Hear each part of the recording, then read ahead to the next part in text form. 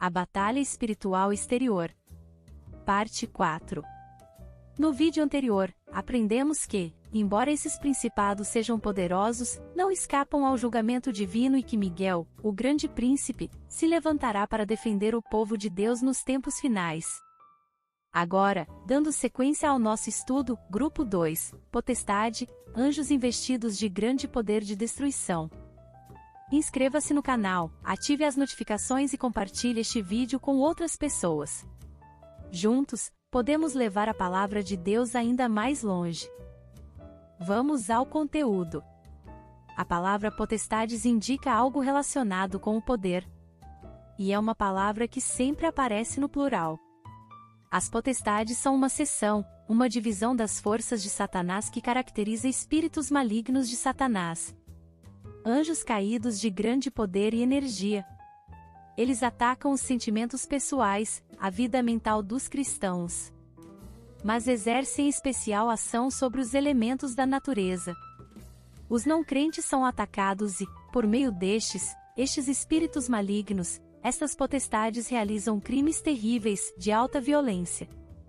São casos quase inexplicáveis e que geram tanta perplexidade nos homens dada sua forma terrivelmente cruel.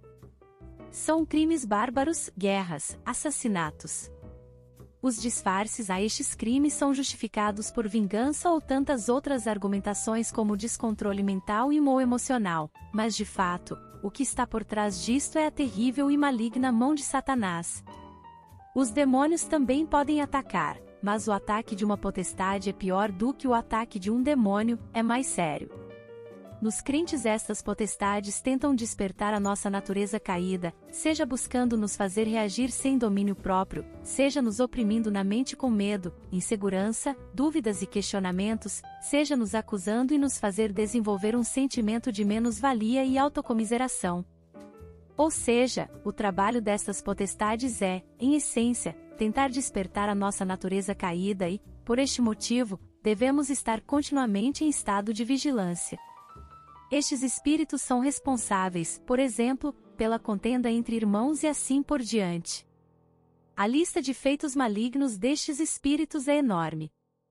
Aliás, quando entendemos que a glória do Senhor é manifestada na sua igreja, e que Ele vai ser glorificado nos seus santos, que a glória nossa e vossa é interdependente da edificação recíproca pela vida de Cristo, então entendemos o porquê de tanta busca de Satanás em prover a divisão no meio do povo de Deus. A batalha espiritual, uma vez discernida, deve ser exercida pela igreja, falando e repreendendo diretamente a estes espíritos malignos tendo em vista a consciência de nossa posição como assentados nas regiões celestes em Cristo Jesus. Observe que, em ação conjunta, pode ocorrer de os principados definirem o que, onde como algo que vá contra os interesses do Senhor e em prejuízo aos filhos de Deus deva ser feito. Desta forma, quem vai e executa tais ações determinadas pelos principados são as potestades. O reino de Satanás é ativo, coordenado e terrivelmente maligno. Brigas e contendas familiares que se estendem por gerações podem ter sua origem e manutenção sustentadas por potestades malignas, às vezes até mesmo motivadas por uma simples palavra proferida que tomam proporções inimagináveis. A atuação das potestades pode se dar também através de mecanismos que visam gerar nas pessoas uma insatisfação com a vida. Isto pode ocasionar situações extremamente graves. Há casos em que as pessoas são levadas até o suicídio, o desespero, a depressão profunda. Outra forma de operação é através da acusação e difamação entre os irmãos. Devemos nos lembrar que Satanás é o grande acusador e que ele se utiliza destes estratagemas para causar grandes conflitos. Satanás e seu exército trabalham continuamente para destruir a paz dos filhos de Deus, no lar, no trabalho e na igreja. Grupo 3. Dominadores deste mundo tenebroso. Outras traduções os identificam como governadores ou poderes deste mundo tenebroso. São também denominados como governadores das trevas deste século, ou era. Esta versão se aproxima bastante do texto no original. Este destacamento é geralmente ocupado com a questão da superstição, cartomancia, espiritismo, feitiçaria e todo ensino espiritual falso. Paulo os identifica como aqueles que disseminam os ventos de doutrina. para que não mais sejamos como meninos, agitados de um lado para outro e levados ao redor por todo o vento de doutrina, pela artimanha dos homens, pela astúcia com que induzem ao erro. Efésios 4 verso 14. Em 1 Timóteo 4 verso 1 vemos que são os espíritos enganadores que disseminam e profetizam o ensino de demônios, exatamente para fazer com que muitos venham a apostar da fé, e isto se intensifica nos últimos tempos. Ora, o Espírito afirma expressamente que, nos últimos tempos, alguns apostatarão da fé, por obedecerem a espíritos enganadores e a ensinos de demônios, 1 Timóteo 4 verso 1. Em Efésios 2 verso 2 vemos que estes ventos de doutrina, ministrados por estes espíritos enganadores são produzidos pelo príncipe da potestade do ar, nos quais andastes outrora, segundo o curso deste mundo, segundo o príncipe da potestade do ar, do espírito que agora atua nos filhos da desobediência. Efésios 2 verso 2. O vento, fisicamente falando, é o ar em movimento. Como Satanás é o príncipe da potestade do ar, logo, quando Satanás assim o quer, ele se utiliza dos dominadores deste mundo tenebroso para gerar ventos de doutrina. São espíritos enganadores que ministram o ensino de demônios. Eles espalham todo tipo de ensinamento falso, religião falsa, mistura, eles são especializados em provocar esses tipos de coisas. Influenciar negativamente interpretações de sonhos, com sentido negativo, impressões de natureza meramente emocional. Sinais falsos e interpretações deturpadas. Grupo 4. Forças espirituais do mal na região celestes. Este agrupamento está envolvido com os lugares celestiais. Lugares celestiais na Bíblia têm uma conotação positiva, porque Deus nos fez assentar na região celestial em Cristo. Logo, este destacamento de Satanás se intromete lá. Portanto, são anjos que cuidam especificamente de aspectos relacionados ao mundo. Estes não cuidam dos aspectos heréticos da doutrina como fazem o destacamento anterior, os dominadores deste mundo tenebroso, mas cuidam dos aspectos religiosos. Eles se intrometem nas experiências espirituais mais elevadas. Aparecem como anjos de luz. Falam através de homens nos púlpitos, dando ideia errada aos não salvos com respeito ao Evangelho. E, principalmente, promovem a divisão no meio do povo de Deus. Eles são especialistas em dividir o povo de Deus. No Antigo Testamento disse que 5 pessoas perseguirão a 100, e 100 pessoas perseguirão a 10.000, Levítico 26 verso 8. Isto fala do poder exponencial de Deus atuando através da unidade de seu povo. Tanto a conquista de Jericó quanto na reedificação dos muros na época de Neemias não se viu brechas no meio do povo de Deus. No primeiro caso não escapou ninguém de Jericó, no segundo não houve brechas no muro pelas quais o inimigo poderia invadir a cidade. Ou seja, a divisão no meio do povo de Deus é algo seríssimo. Por isso Jesus disse, uma casa dividida contra si mesma não pode subsistir. Observações práticas importantes. O reino de Satanás é composto por homens, demônios e anjos caídos, e é altamente segmentado, coordenado e ativo. Tática de ataques aos santos. Um salvo não pode sofrer possessão demoníaca porque ele tem o Espírito Santo, mas pode sofrer a influência maligna e dar lugar ao diabo. Na possessão demoníaca que eventualmente sucede a não salvos, a pessoa perde completamente o domínio sobre si mesma. Preocupação. Uma pessoa preocupada é uma pessoa estéril, inoperante, não consegue caminhar. Se nós não confiamos, nós não vivemos pela fé. Precisamos tomar posse da providência divina sobre nossas vidas. Quantos de nós vivem apavorados com o dia de amanhã? Deus não dorme, nem tosqueneja. Ele tem contado os cabelos da nossa cabeça.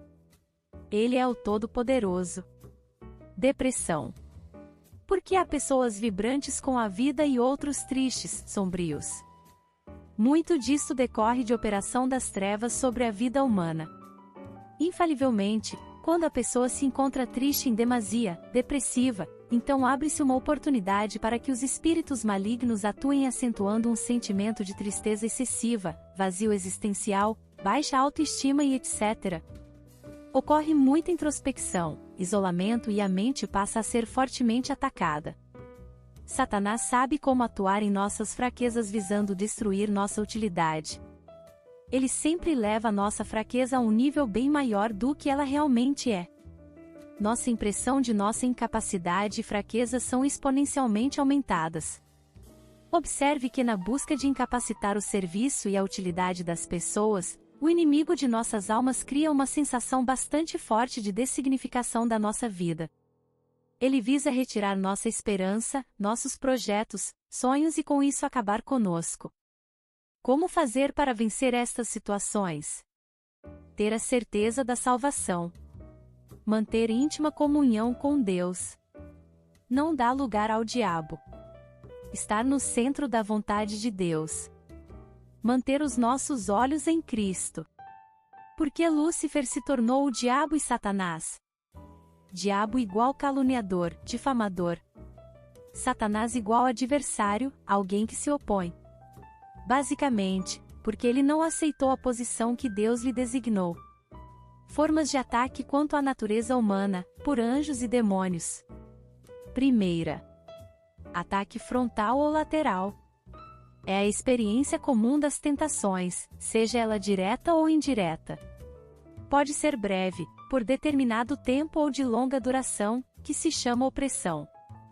Observação: é melhor um homem certo fazer a coisa errada, depois arrepender-se, do que um homem errado fazer uma coisa certa. O segundo é o fariseu. Ele é errado em si mesmo. Segunda Reis declara como um homem vê, só Deus vê a motivação. Segunda Crônicas declara como Deus vê, aqui os pecados não são mencionados. Segunda, cativeiro ou cerco, bloqueio. Ocorre quando o inimigo rompe uma cerca, uma área de nossa vida, porque houve alguma brecha de nossa parte, e então aquela área de nossa vida fica sob o controle de Satanás. Ele não possui aquela área, mas assumiu o controle. Com isso ele impede que aquela área da nossa vida funcione adequadamente. Em geral, ele atua nas áreas mais fracas em que o nosso velho homem se corrompia pelas concupiscências do engano. Terceira, invasão ou ocupação. Aqui o inimigo realmente ocupa uma área da nossa alma, no caso dos não crentes ele ocupa o espírito. Neste último caso é o que nós chamamos de possessão. Formas de vencermos essas três formas de ataque. Primeira. Ataque frontal ou lateral, resistir ao diabo. Sujeitai-vos, portanto, a Deus, mas resisti ao diabo, e ele fugirá de vós. Tiago 4 verso 7. Segunda.